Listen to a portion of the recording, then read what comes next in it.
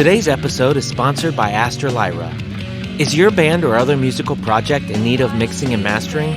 With experience in a wide range of styles varying from screamo and emo to alt country and synthwave, Aster Lyra's breadth of knowledge is everything you need to bring your project to life. She's done mix and mastering work on her own band Daisy Gold, as well as the debut single from Breathing Lessons, which you're hearing now. She's also mastered the new album Pinnacle Hill by Comfort Object, and others. And to top all that off, if you're local to Michigan, you can even hit her up to book a recording session. Contact Aster Lyra on IG at DaisyGoldMI, that's DAISYGOLDMI, or via email at asterlyra1312@gmail.com. That's ASTERLYRA1312@gmail.com for more info.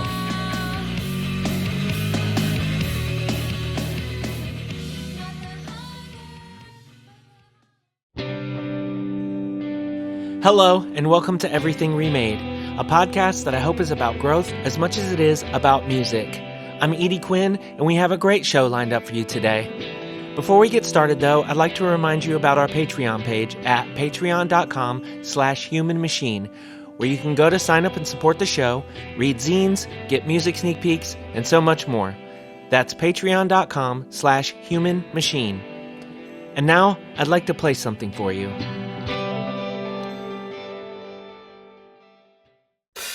You're hearing Labyrinth by incaseyouleave, featuring my new pal, Akeredolu on vocals. The song comes from their new compilation album, Dedications to a Devoted Past, which you can find on Bandcamp now.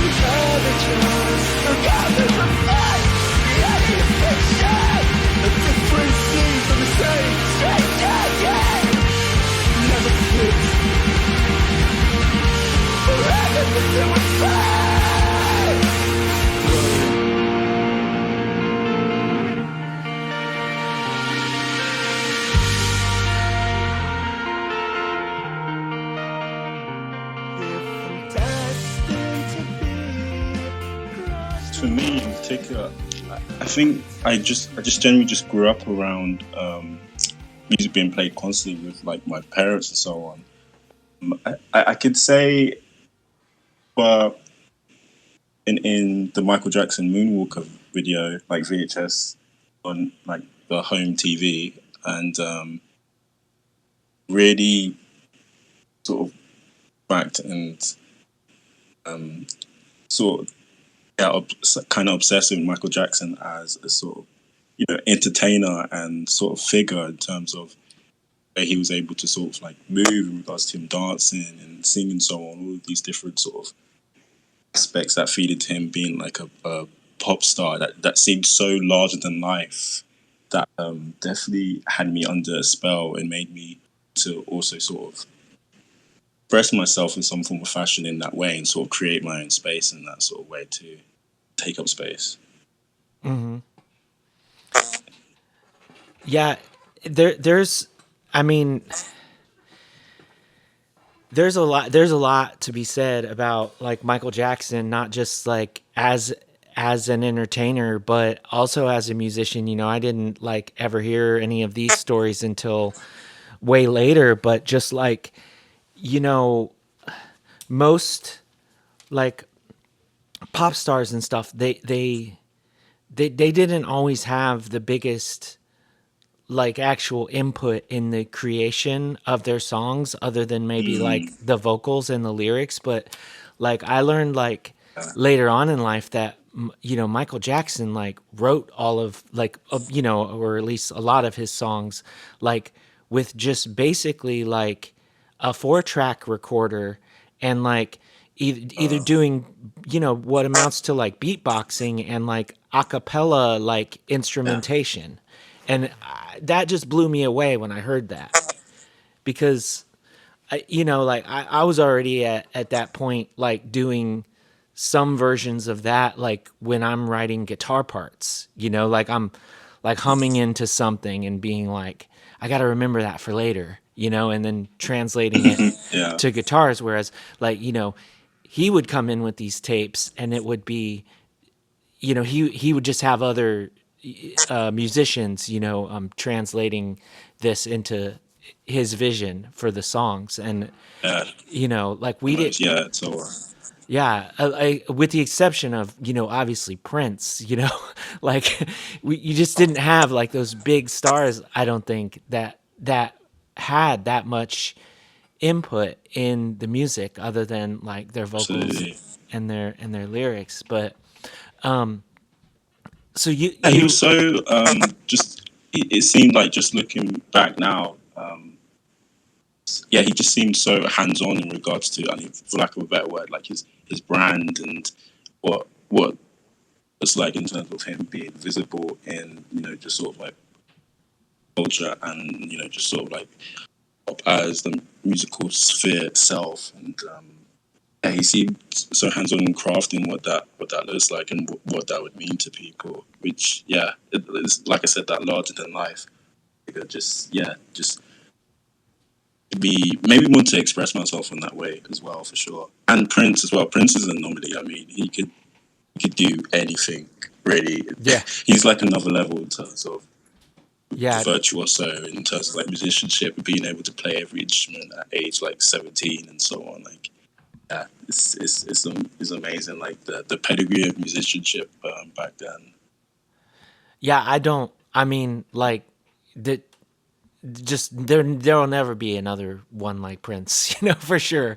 Like just Absolutely not. Yeah. like every instrument in a symphony orchestra, like are you kidding me? Like I mean come on, and then like there's the whole like every time you turn around you find out that he wrote some other song for somebody else that's like a huge hit, Uh, it wasn't. Yeah, I don't know, but yeah. Like Manic Monday, like he did all these side projects for like the time, mhm. and all these side to like jazz projects that no one knows about. Yeah, Yeah, it's wild. the various sort of like pseudonyms as well, producing other artists, etc. Yeah, he was just really prolific. Yeah, and and like then it's not there's that whole other level too, right? Where you like, I mean, we're talking about like being like larger than life, and then you just hear the stories about Prince like Mhm. after the fact, like about how like he would get invited to this one thing, but he found out that somebody he didn't like was going to be there, and just like just like all these random side stories, and also like the Yeah, the charity work that he did and stuff that like he didn't yeah, want to yeah, be publicized for, and just yeah, I don't know, yeah. incredible. Very admirable. Yeah, for sure. But what Definitely in this. Okay. no, go ahead. I was just gonna say, I was just talking more about like just that the lack of accessibility, the lack of advancement of just sort of like social media and the internet, so on at that point, just sort of allowed a level of like mystique that I suppose yeah definitely played into that sort of like they were personified just publicly, so on. And I think yeah, Prince made use of that every chance that he got, for sure. Yeah, yeah. So like we keep using this phrase larger than life, and like both of those performers are certainly like held in the highest regard, and they are figures that like are larger than life. Like no one will ever forget them, in music. So how did that translate to something that you felt was approachable for you? Like Was it just a long time where you were just like, you were like it's really interested in the concept, but you were like, I don't know how to get there. And like, so what was your like path to putting yourself on a more hands-on like musical journey? So I suppose I think from a younger age I was quite a shy, cripplingly sort of like shy child. I like I was always told this by like school teachers, by members of my family, and so on. And yeah, I think I always sort of craved to want to sort of like express myself. And yeah, just sort of like let my weirdness and my freak flag sort of like fly in some sense, in a creative sort of way. Uh-huh. And so I really, I developed this sort of like personal relationship with music where I grew up in a household where my mum and dad played a lot of music, and I would usually just like R&B, sort of like soul, and I would just go off and just like listen to stuff like that in my own time, in my own room. I sort of like developed, more of a stronger sort of like relationship with music, and through through that love, I sort of wanted to also experience that myself and see what that felt like. Again, just wanted to like express myself a bit more. So yeah, I suppose it was a natural sort of lean into wanting to develop like a relationship with music, and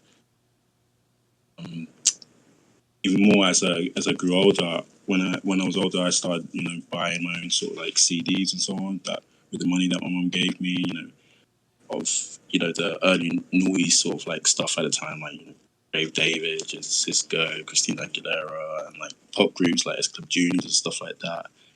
It was like as trivial and kind of embarrassing as it is to say. I don't know if you're aware of S Club Juniors. Of who?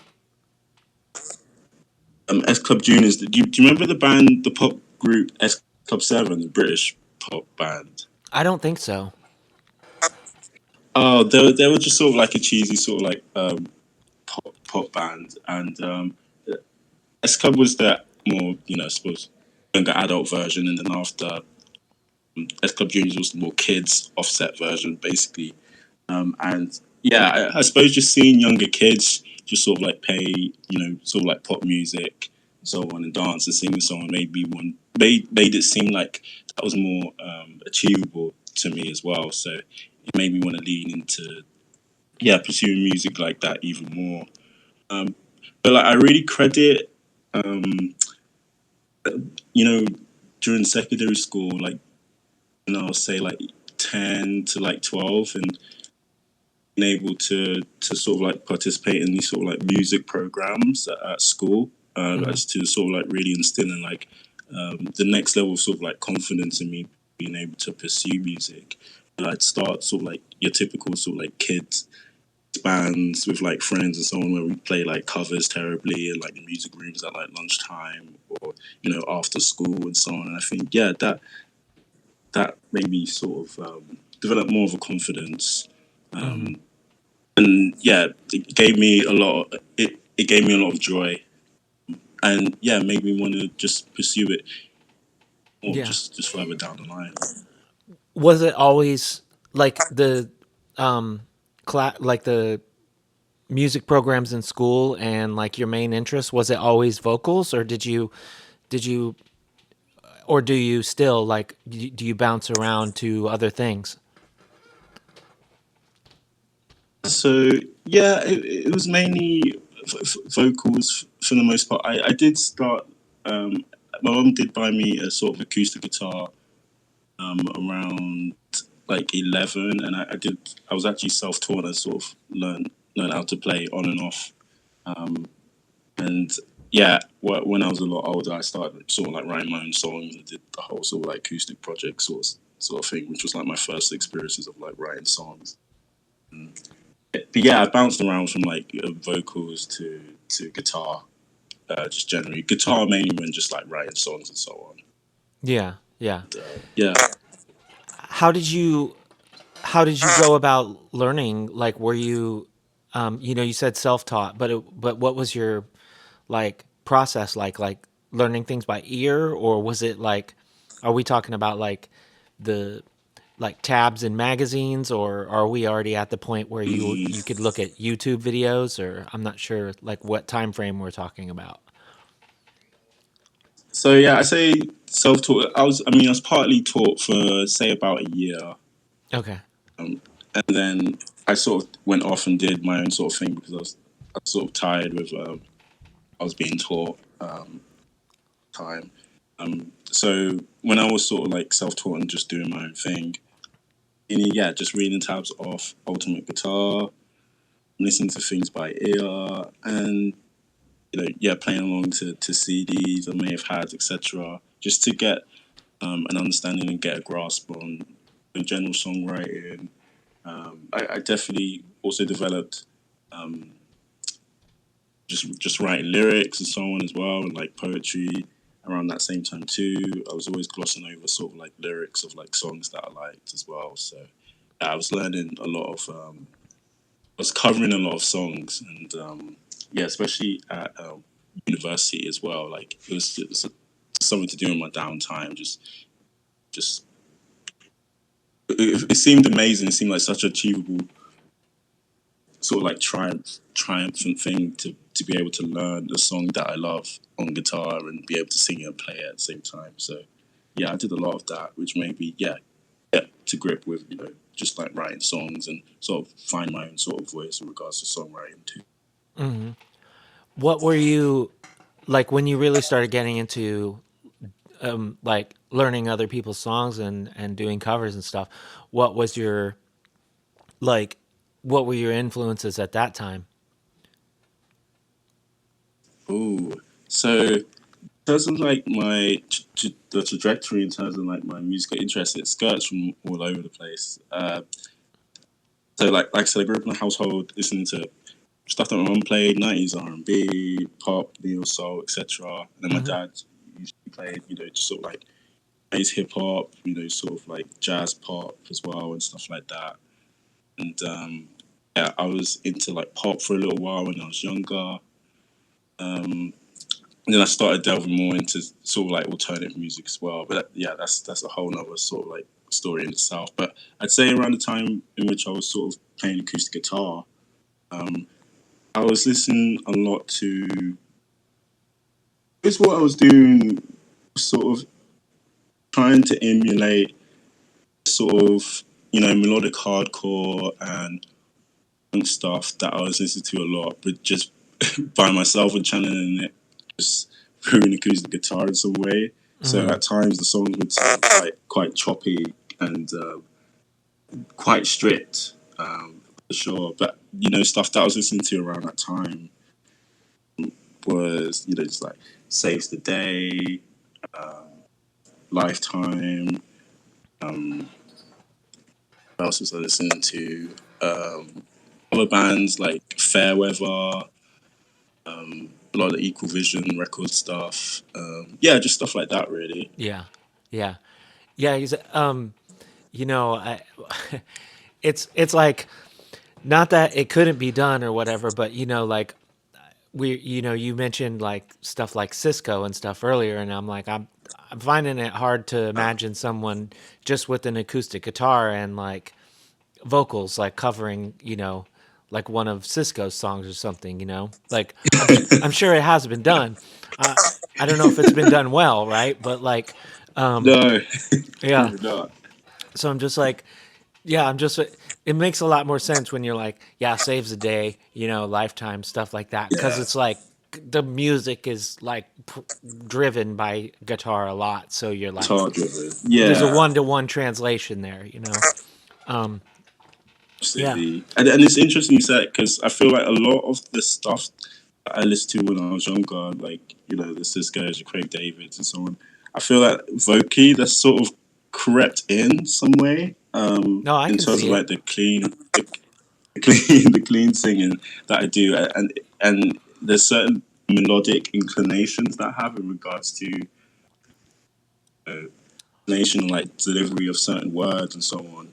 That I feel definitely is reminiscent of that being pop stuff that I used to listen to, which is really interesting. I think subconsciously, because I've admired it for so long, it's obviously it made me naturally want to sort of emulate that as well because I like the sound of it. So it's interesting. I don't think I'll be able to detach that that side of my life Yeah. from like the way I Yeah. sing. Yeah. No, I get it. Like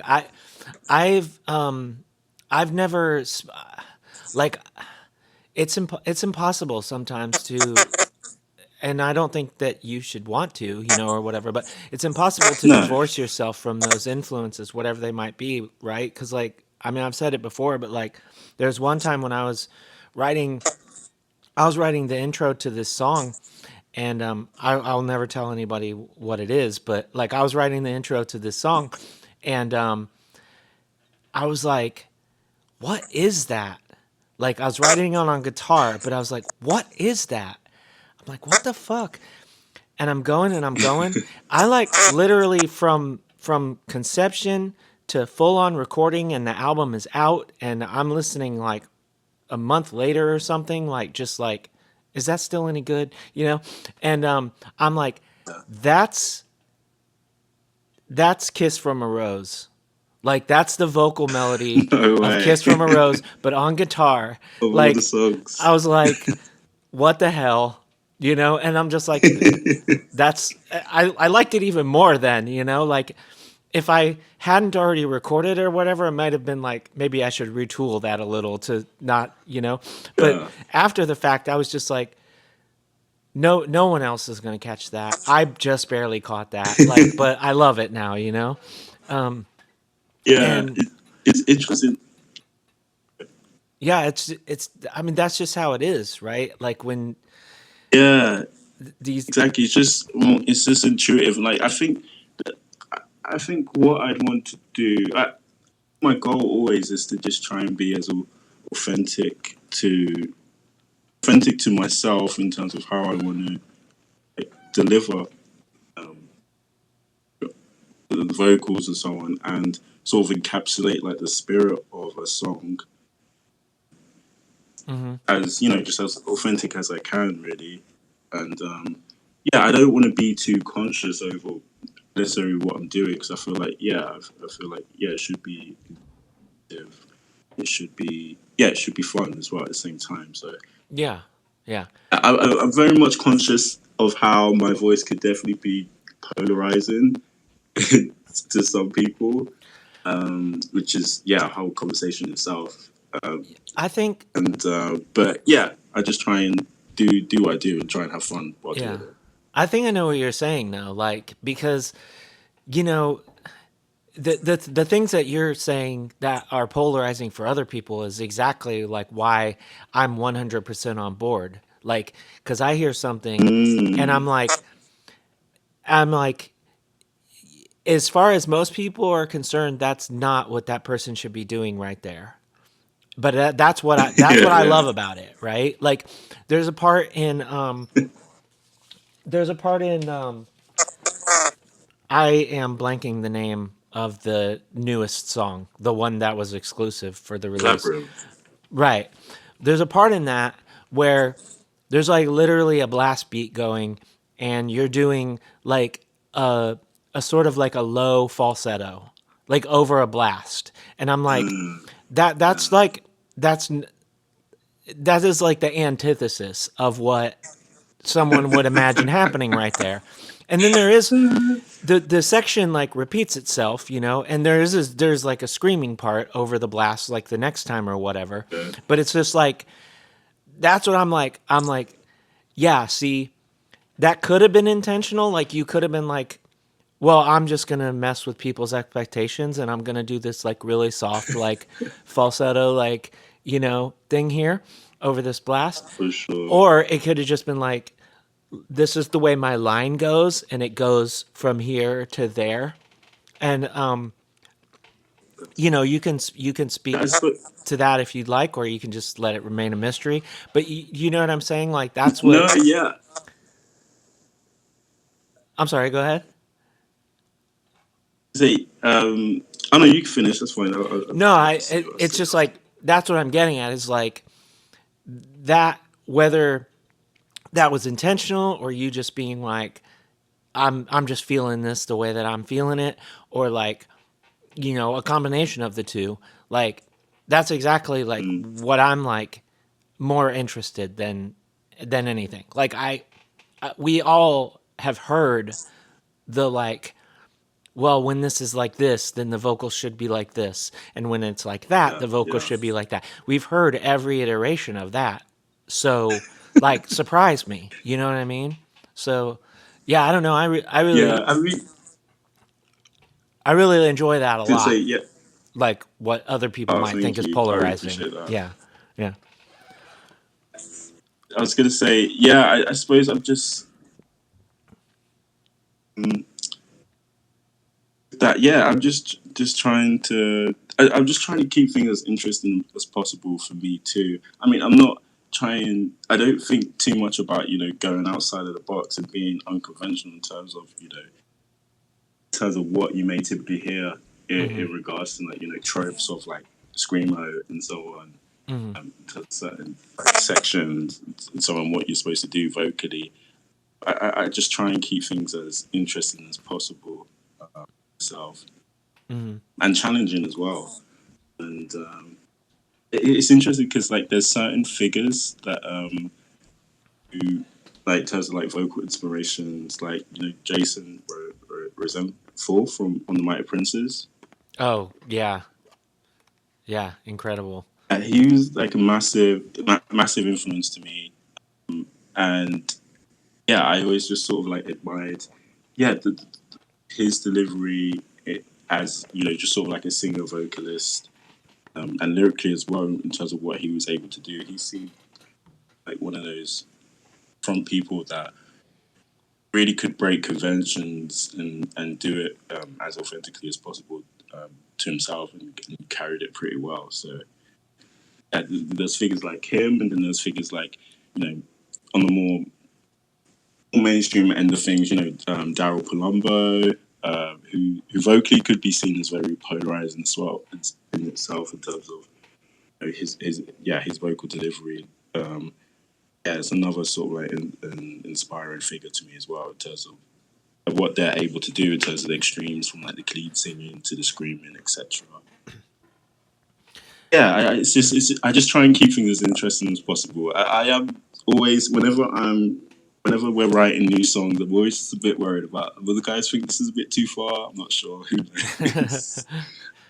And there are definitely times in which I have listened back to like some of our older songs, and I'm like, dude, like you have the nerve to add like a run like that in that section, like do it.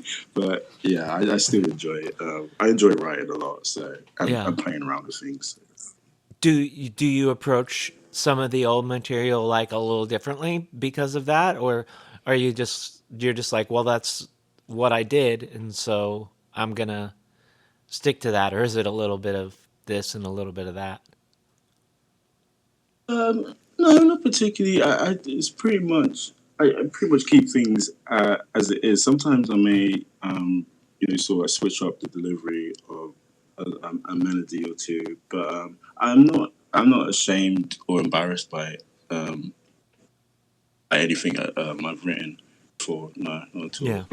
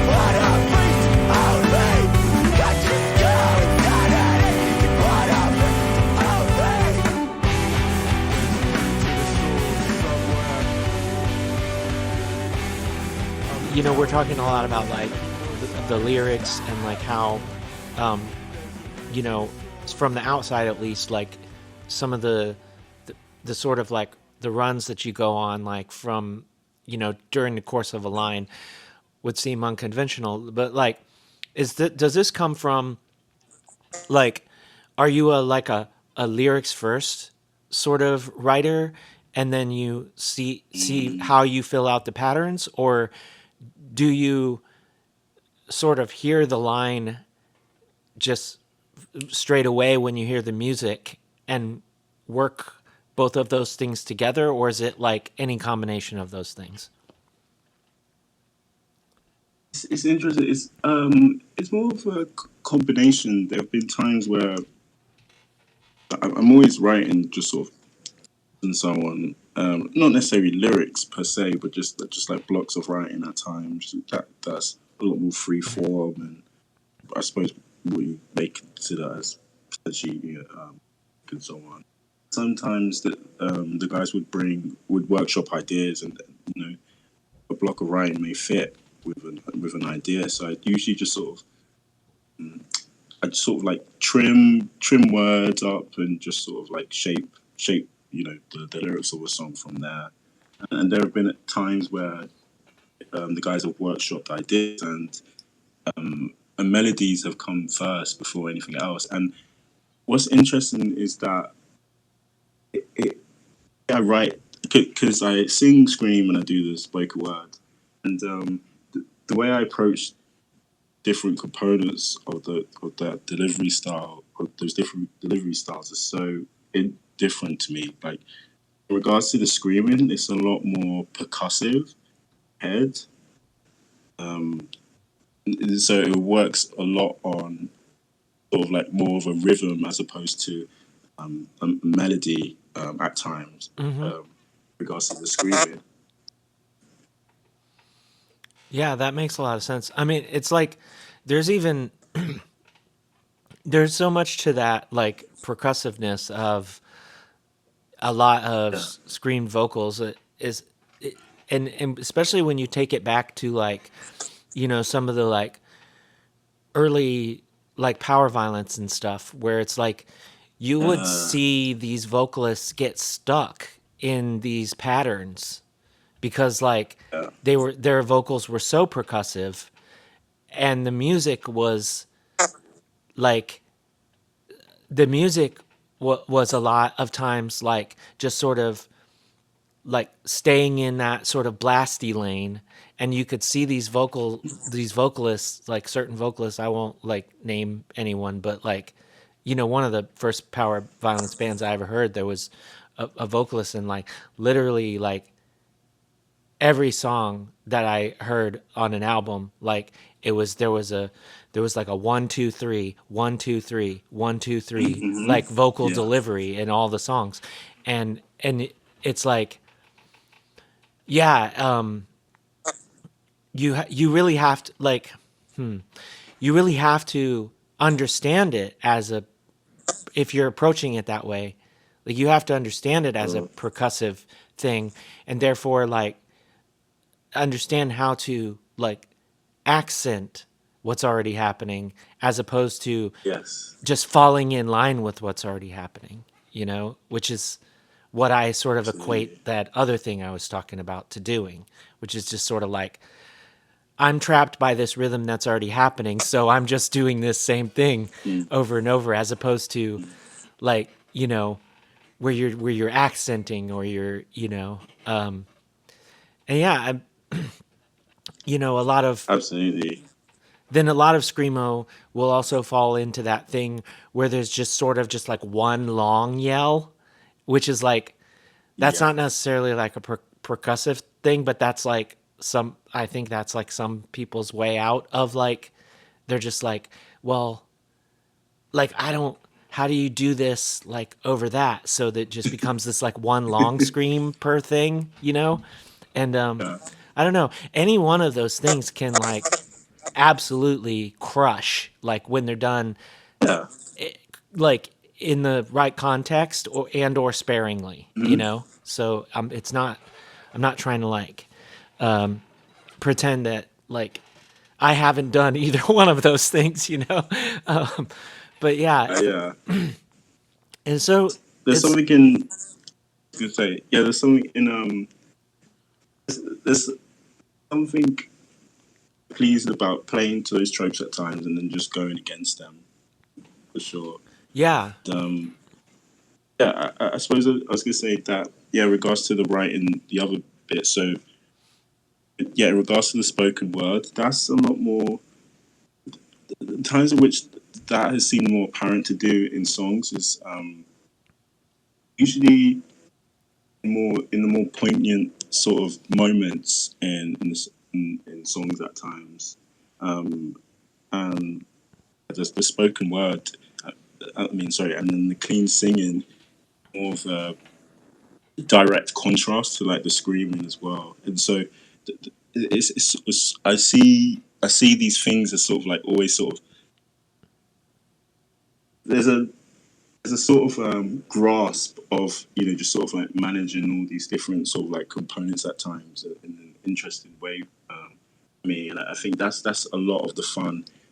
Regards to the sort of like the puzzle piecing with writing songs for me, basically was just in how do I achieve like a certain sort of like consistency and flow, which is pleasingly jarring in a way, but also feels quite natural and feels quite indicative of just the complexity of just like experiencing emotions as well, because like our songs are quite like introspective at times. So yeah, it's just something I'm also somewhat conscious of when I'm writing songs, in case you leave too. yeah, yeah. I I used to write a lot of songs. Like I used to write full on. I'd write the whole lyrics out, and then I would just like fit the music around it. And it's so weird to think of that now, because like I mean, to save my life, like maybe, but like it would have to be like really extreme circumstances where I could imagine doing that again. Like I'm just like that was like literally another person that lived that life, and Yeah, I do not know that person anymore. But yeah, it's you know, there's so much to be said about like how the vocals are treated from genre to genre, and I think that's like there's really great vocalists like in every kind of genre that don't necessarily treat the vocals like as a sort of layered instrument like that, right? And that's why I feel like you do yeah, really well, because like what I mean by that is like you know just use like My Chemical Romance as an example, right? Everyone knows who that is. So like hmm Gerard Way's vocals are great. Like Three Cheers, like the vocals on that are fantastic. And hmm but like as as another as another layer of the instrumentation, I don't know necessarily that that's what I'm talking about. Like it's not designed to blend in with the music. It's designed to stand above the music. And I think yeah, that's what I find really interesting about, you know, what you do is like sometimes like I really am like I just forget that someone's singing. And then I'm like, "Oh, does that make any sense? Like do you feel that way about other yeah. artists?" I see what Like you mean. yeah. Yeah. It's Yeah, I really appreciate that. I suppose yeah. I'm trying. It's interesting to say that because I think I, especially when we're playing live as well. I'm trying to don't necessarily always separate. I don't really separate myself from the rest of the guys musically. Like I think of, I think especially experiencing. just like watching us play live. I feel like it should be like wholly sort of immersive for sure, and that I don't think one thing should stand above anything else really. And but yeah, I suppose that's what I'm somewhat conscious of when I am sort of writing parts that goes with just the general the flow of the music in itself. So yeah, it's definitely a compliment. So definitely one I would like the vocals to be like almost another instrument. Yeah. Sensory overload. Natural sickness, corruption, actions are hard. The cultivated what we don't source.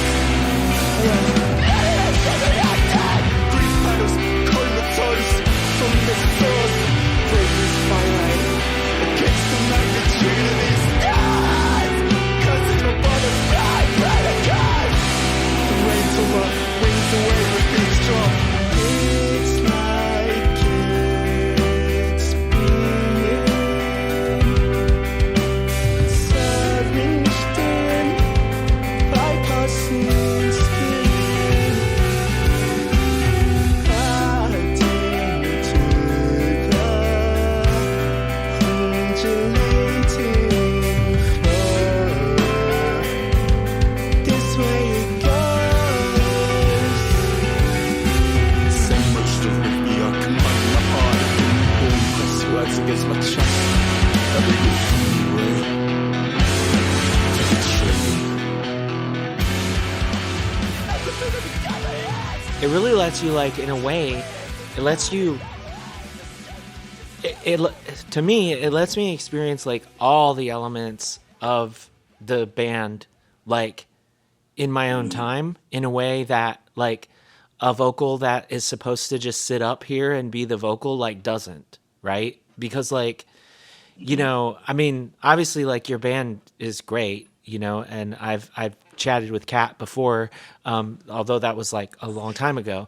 But like, there's just so many moments, like even in just that one song, and I don't remember your bass player's name, but there's a spot where it's maybe it's like shortly after the first part where the drums are like, they're sort of like, I don't know if it's 16ths or whatever on the hi-hats, and there's this really like interspersal bass drum hit, and the bass is like dead synced up with, like, obviously the bass player and the drummer were like, wait, what are we doing right there? And they like locked that in, and you're just like, I mean, you're just like, holy shit, like, how is this song gonna get better than this part right here with this bass that's just going like boom, boom, boom, boom, right along with the bass drum, like stuff like that is like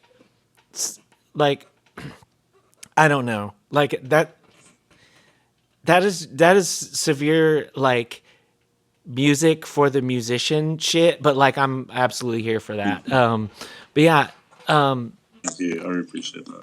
what so like just to go back sort of to the start of the band, like, we're like 2/3 into this conversation already, and we've barely talked about any of that, but the first release comes out in 2021, and then there's like, between then and now, there's like a what seems like a lot of coming and going with like the members and stuff, but like, you had the first EP, which came out in 2021.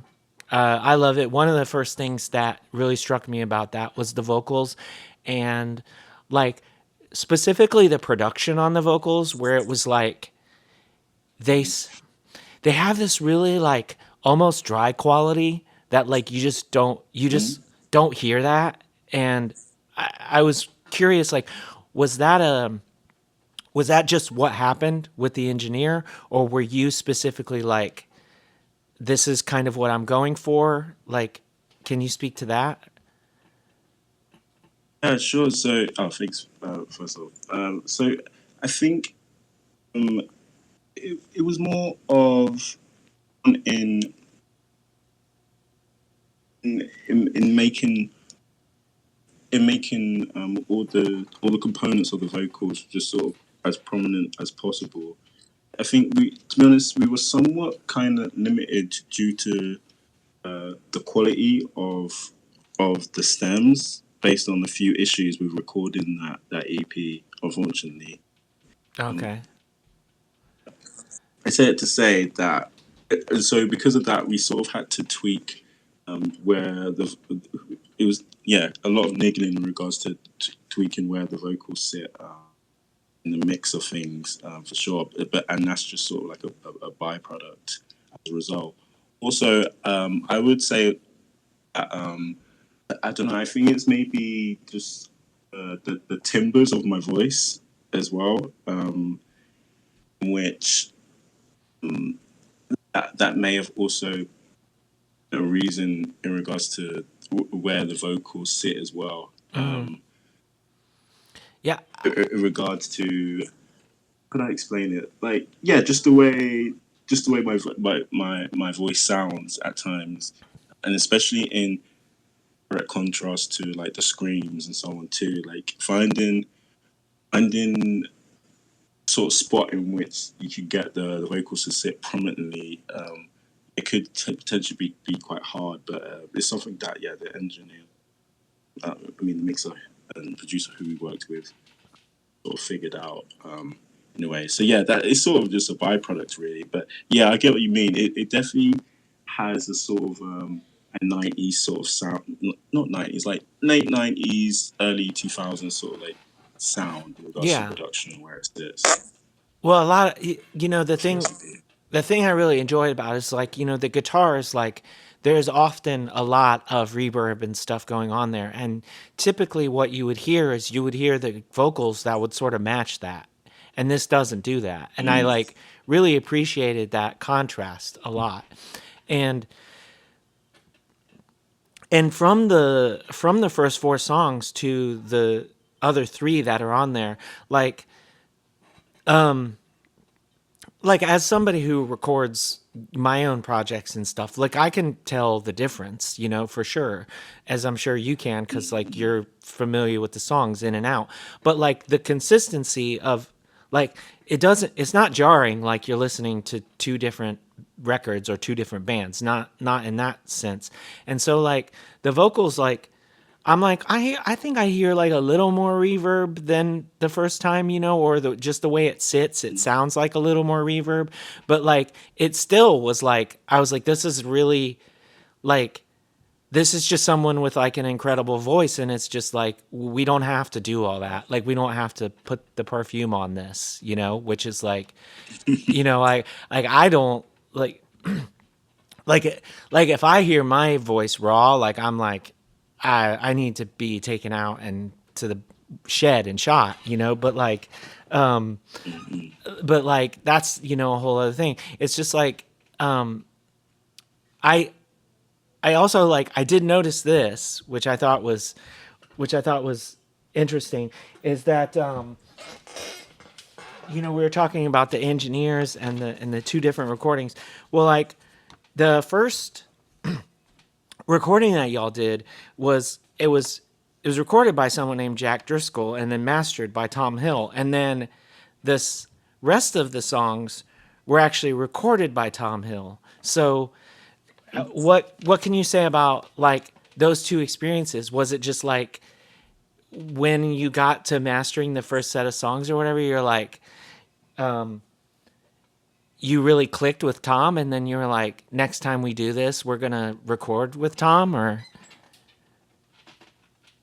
That was exactly it, really. Yeah. The second time around when we recorded the second EP that Ink Labyrinth was on, we had such a great sort of experience in just like working with Tom in regards to mixing and mastering the first EP, and it felt like he really had a similar reference point for what we wanted to do. And just because that EP turned out so well, we thought it would be great to just also record with him as well. Yeah. Everything else. Yeah, that's especially like once someone has like the stems, which they're like, if I recorded this, I would do this other way, and this all would be much easier for me. And that's not to say anything bad about the person who recorded the first time, but like, yeah, like Yeah. from my own experiences, like just mixing other people's stuff and everything. And like, I've been pretty lucky as far as that goes to get like stuff that's, you know, fairly easy to work with and stuff. But a lot of times it is like where you're like, well, I see what y'all really want out of this instrument, and like this capturing it this different way would have made this easier or whatever. So it, it makes total sense that it's like, yeah, like let's do this next time. So what He was was really able to. Oh, sorry, I was no, gonna no, say go for it. he was really able to really assist and sort of like also share his knowledge, which really helped us as well. The next time around when we wanted to be in a recording environment again. So yeah, we very much trusted advice, and that's another reason why we wanted to work with him. So, Were there other differences as far as like the two recordings went? Like, were they both tracked more or less the same way? Like, were they like like instrument by instrument, or like I can't remember what the notes had said, but like, were they tracked more or less the same way, or was there like a totally different approach for that as well? no, yeah, it was quite different. So with the first EP, we actually tracked live. Okay. Within one day, we did all 4 songs within a day. It must have been maybe 8 hours. I think it was. We did three goes at each song on the EP, and I think some of us did some overdubs. But that was all tracked in one day. With the new EP, the recordings, we had didn't track live, and yeah, we just recorded our parts separately. Really. So it was much different. I felt like it was a less stressful environment for sure. It's definitely less stressful for me too, Yeah. because being usually the person that records at the end, like, oh, okay, hey, Aaron, you've got like an hour and a half to do the vocals for all 4 songs. Go for it. I'm like, oh crap. So It's like, really stress inducing. so did were all 3 of those songs recorded separately, like the 3 new songs? Yeah. So they were recorded within the same time period, so over two days, Oh, okay. and we released 2 songs, Arrhythmia and Cloud Stencil in 2024, and the last song that we recorded during those sessions was Ink Labyrinth, which we new one that you've heard, Right. released like a few weeks ago, And all from the same session. okay. And does that include like you're a part of that as well, or were you able to go in like, so was it like everybody records all the music and then you're straight in after that to do the vocals, or did you have more like, oh, I'm coming back at a different date, or anything like that, or was it was similar but it just was less pressure? So it was somewhat similar. I recorded, a bulk of the vocals, and then I came back to do some other extra bits as well, which took about maybe like 3 hours on another day. Yeah, for the most part, all of the parts were recorded over 2 days. But it just like In wasn't that 2023. same pressure, like it has to be done right now, everything has to get done. Yeah, it was. It's No, just the way it it goes, I was. suppose. Yeah. Yeah. I mean, when there's a, clock running and dollars attached to it, there's always that bit of like, well, we have this much time, we have this much to spend, and we got to get this done. But I don't know. I think that it's it's really it's really impressive to me how the whole thing sounds like an LP, and it was written over like, well, I'm not sure how far it was written, but it was released over like 4 years time. And I like I can see like I can see the I can see the same band from the first song to the last song, but also like Mm. I feel like I hear a progression there as well. Um, but like So, as far as like getting this, like when you were recording these last three songs, was this the mm. end goal to do these 7 songs like as an LP, like or as a 12-inch, however whichever way you want to put that? Not particularly actually, because we when we recorded the first EP, we actually wanted to press that on vinyl, but the opportunity didn't come up really. 2021, we were just able to press it on tapes. Mm-hmm. So um, we had we were playing a festival in Germany. Um, when was it? I'm blanking on what time it was. Maybe in 2022, I believe it was.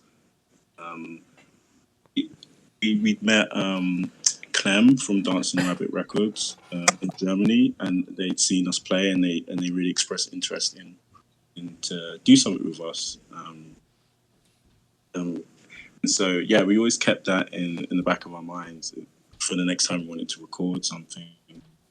Um, so when we did the new batch of songs, the pre-batch songs, we thought, hey, wouldn't it be a great idea to compile everything, including these new songs, onto like a 12-inch sort of like compilation?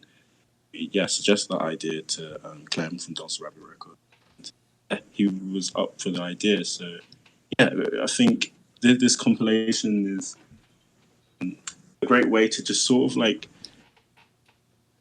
just to compile all the songs together and sort of like capture like this first chapter of In Case You Leave, for sure. Because funny enough, bulk of those songs actually were also written in 2019 too.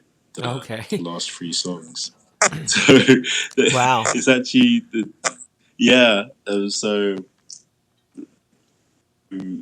yeah, we just hadn't had time to like record them at that point. But yeah, they're the latter songs that we had written at around like 2023 at that point. Mm-hmm. So yeah, we did write those songs end of 2019, early 2020. It's been it feels great to finally have them out, and we've been writing new songs that we're really stoked about, which we'll hopefully record early next year, first half of next year for sure. That's awesome. Yeah, that was that. It's it always feels a little crummy when I'm talking about like a brand new release that somebody's just spent like all this time working on and rolling out, and then just being sort of like, well, what's next, um, but you're already there. You're already like, yeah, we got new songs coming Oh down the yeah, pipeline, and we'll have those soon. Because so especially excited. Yeah, yeah, especially because I've definitely seen y'all like sort of promote this as like not necessarily closing a chapter, but like as a collection of this sort of first, I don't know, not phase isn't the right word, but like this first time period of the band. And so that infers that, hey, there's something else happening, like at least sure. somewhat soon, that's going to follow this. And so that's good to hear. Yeah, What absolutely. Also, just being avid fans of just like the physical form, with records and so on. Like we all collect vinyl and Yeah. like appreciate vinyl. We've always wanted to have something on wax, Yeah. especially for myself as well. So Yeah, well, you know, that's the opportunity just sounded great. Yeah, and that's what I was going to say earlier when you said that the opportunity didn't present itself in 2021 is that 2021 was like a nightmare for vinyl. Like right like that early stages of COVID like was Uh, that was hell on the vinyl industry. Delays of the Like pressing plants. Yeah. yeah, you there were plants that were telling people 2 years, and so a lot of people were just No. like, I guess I'm done for now. Like and I was one of them. I was like, I'm not doing that. Like No. I couldn't. I personally could not. If a band was like, we want to put this out on vinyl, like we spent like a year writing these songs and recording them and blah blah blah, and then like we want to put this out on vinyl, and then I'm supposed to say, yeah, I'd love to do that. We'll release it in 2 years. Like I could not do that like I couldn't Yeah. say, yeah, no, you've already been wanting to show people these songs for a whole year, but also we're gonna have to wait Mm. 2 more years because it just doesn't make sense. So that's why I was just like, you know what, like I went straight to just like, you know what, like stuff is just gonna come out. I'll I'll make a CD. I don't. It doesn't like and I think everything now is a Yeah. bit more reasonable, so that's good. Um, Yeah, because I was gonna say, yeah, I think that was part of the reality we was facing as well, when because we had approached a few labels and sort of floated the idea. Yeah, I think because of that scenario, it just wasn't feasible for anybody at that time when we yeah, did release the EP. yeah. So it feels good to be able to do it now in this fashion. Yeah, I'm stoked for y'all. And the package mock-ups look really cool and stuff. So like whoever gets Thanks to so much. grab some of those is gonna be stoked. Um, there's also Yeah, I just wanted to yeah. to, to shout out. Was it so? Yeah, the compilation dedications to a devoted is co-released with like Dance Rabbit Records in Germany, um, for Infant Records in China, got Best Life Records in the UK, Remorse Records in France, Friendly Otter. and New Otter, yes, in Hmm. the US as well. So yeah, it feels so great to have the support backing of all of these labels. And yeah, it's quite surreal to be honest to Yeah, actually potentially have something on wax. yeah. That's awesome. Um, lastly, y'all did a video, and people can check that out.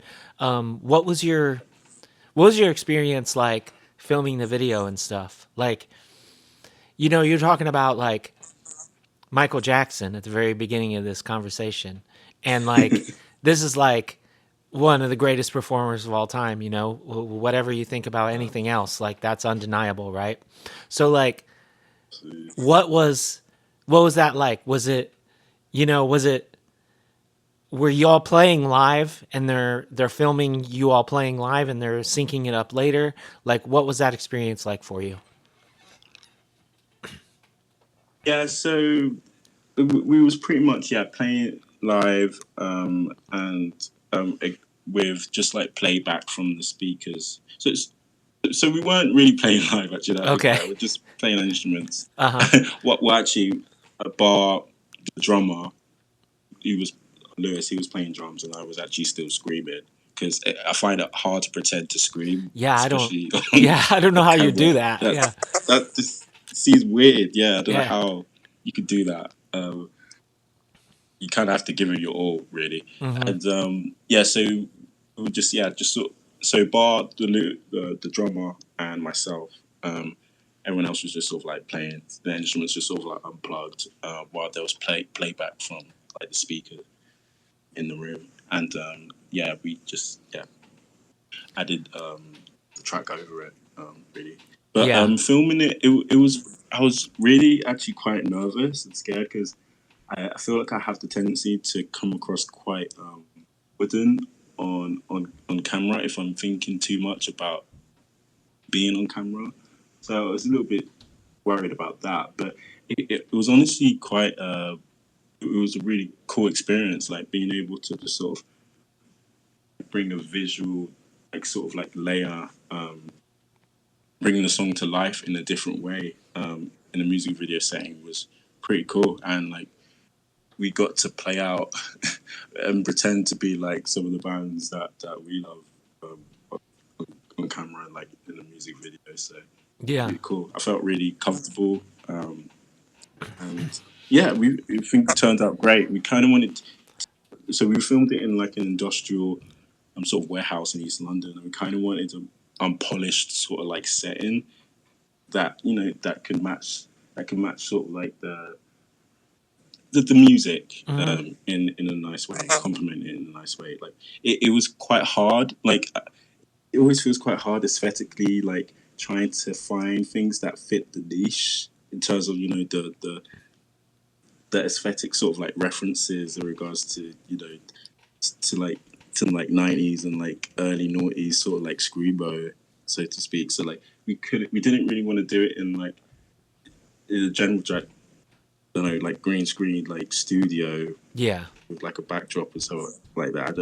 We weren't sure that was going to work, and then there's so many different settings that we just wasn't sure was going to work for us, and that's always sort of like a balancing act. You're trying to get something that feels right for In Case You Leave, but we think it turned out pretty well, and we're really glad we were able to do it.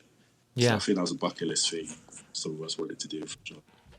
Yeah, that's awesome. I always think that, like, to what you're saying a little bit, where it's like you're real self-conscious, like as the vocalist, like, and being like that I do guitars and vocals, like that would be my thing, is like I'd be like way up in my head about the vocals, like, because like does this look real? Does it look like I'm actually doing this? And so of course you're actually doing it. But like as far as the guitar goes and stuff, you're like well, I'm playing it because like I want it to look right, but also it doesn't matter if I kind of fuck up, right? So like you can just like look cool, like it doesn't matter if I make a mistake, but like if if you're not like on with the vocals like in the same way, then it like looks like weird, like lip syncy and whatever, so it's exactly. like That's why I didn't want it. yeah, so it's like, but I did feel quite bad because I don't know, I was screaming and everyone I just felt sorry for everyone's ears because I was just like screaming at the top of my voice, and well, at least the drums were going too, so true. Yeah, That's true. And our drummer Lewis does hit pretty loud famously, so yeah, not too bad. I can tell just by the recordings, like there's I mean there's like there's like there's a way I like to hit the drums, and I'm like, when I hear somebody that also hits them nice and hard, I'm like, yeah, that's the good stuff. But yeah, it's I didn't feel too. I was gonna say as well. I didn't feel too self-conscious about the way I moved as well during that music video, which I was quite happy about, because it's interesting. Like I said, that when we're playing, it felt like we were sort of playing live. To be honest, in some way. When we're on stage, I try and be, like I said, I try and make sure that I'm somewhat immersed, sound, so to speak, and like I try not to be separated from the other guys on stage, and as a result of me being like quite immersed in like what we're playing and so on, like I tend to just naturally move in a certain way, and I think that's a lot of the fun as well, being on stage and playing too. I can't describe how I move, but it's quite natural, and I feel like you can see a little bit of that in the music video. Yeah. Do you ever? I was pretty pleased because I was pretty pleased that it sort of like encapsulated how we may potentially be live as well. Yeah, it looks authentic to what you bring to the live show. Yeah. Do you ever catch yourself? Do you ever catch yourself when you're like really deep into it and like it's like that point where you're not even like nobody else is, even really there. It's just you and the music and, and your mates and stuff. And like, do you ever do something and then you're like, what was that? Like, cause I do that. I'm like, what was I was going to say something, but I don't know if I can say it without coming across odd. It's like, I don't know, I have this weird, not weird, I shouldn't say it's weird. Times where I don't know, I have this like head nodding thing where my head sort of like nods side to side. Mm-hmm. At different, at the more sort of like mellow, sort of twinkly parts as well. Mm-hmm.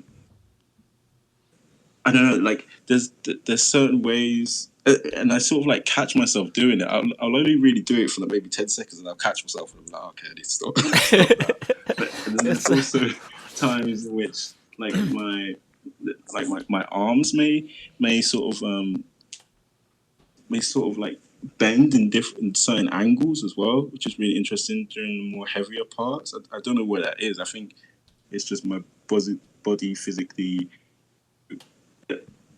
helping me exert vocally as well in some ways. But there's little like mannerisms like that on stage that I'm aware of and that people have also told me about too. But I don't think too much about it. I don't think I can overthink it too much because then it just becomes less fun for me. Yeah.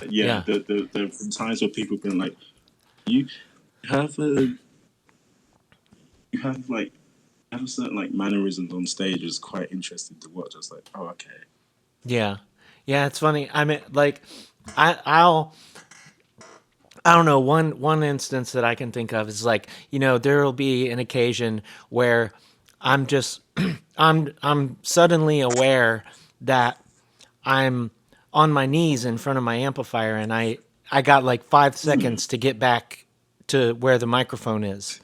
And I'm like, I don't really know how I like got down here. I hope it was cool. I hope people thought it was cool, but I don't, it's like, if it wasn't, it's too late now, it is what it is. But, That's pretty cool. Yeah.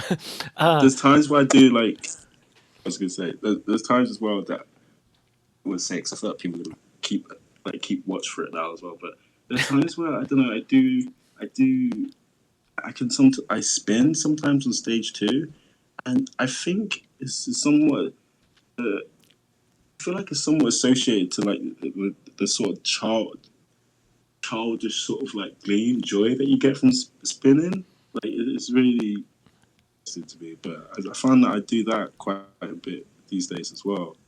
Sure. All these odd stage ticks you're playing, yeah. I mean, that feels like a really Michael Jackson thing as well. Just like, no, don't say that. No, I mean, like, I don't mean that as like, we've been talking about how like these things that impacted you, how you can't and you don't necessarily need to try to escape them. You know what I mean? So it's just like, it makes sense. But it's just like, yeah, I mean, hopefully neither one of us like comes out of this conversation like super self-conscious about like I'm going to be like, don't go near that amp, or something. But yeah. Don't spin. No, do not do it. No, really I'm sure it's lovely. It sounds like a good time. And that was my conversation with Aaron Akeredolu. Thank you so much, Aaron, for taking the time to chat with me. We had some technical issues at the beginning to work out, but in the end, I think we both had a great time chatting. Thanks to all of y'all for listening wherever you are as well. Until next time, take care and do good things.